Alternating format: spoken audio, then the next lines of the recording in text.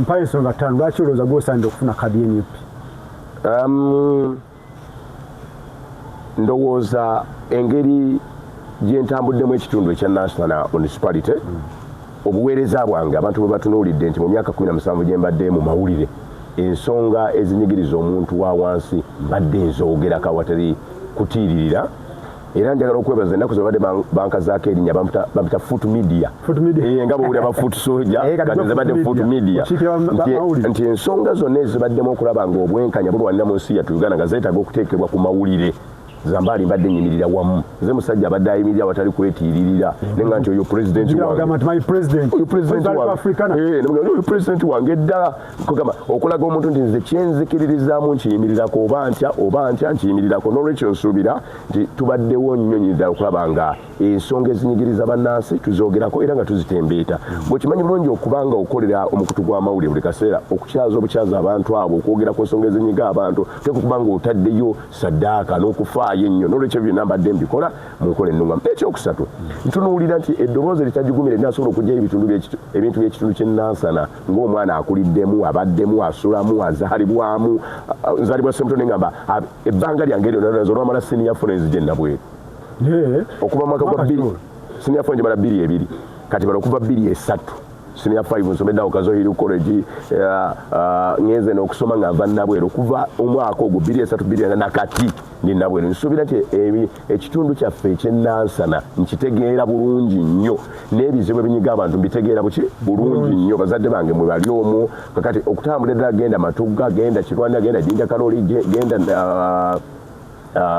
Busukuma wona mulimu abazadde genda Ekiwenda genda Namulonge awona mulimu bazadde bange kugamba kikulagira nti n'ekitundu omanyi omuntu bw'obeera mu kitundu kyo nga balina bwe banaakuwaabira okukola ebintu eby'amazima omwana ono banaatwisobe nga tugamba bazadde be babali wali olina kukuuca banaandaba batya omuntu atalina amuswalira muzibu nti tunaamuwaabira wa tunaamuteeka wa naye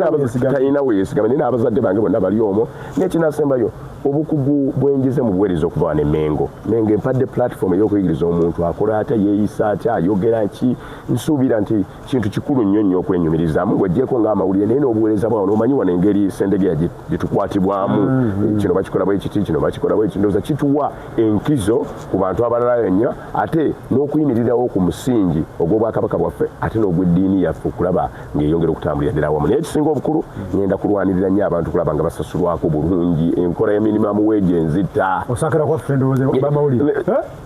minimum wage ajja 215 ndowooza n'ayita ne bagiza n'ejja 215 tekolanga kinnuma okukamala ekyo Sendegeya bw'osoma ku tteeka lyaffe erya minimum wage ngeri abantu balina okusasulwa ega nti omuntu ajjanga kusasulwa nusu kakaaga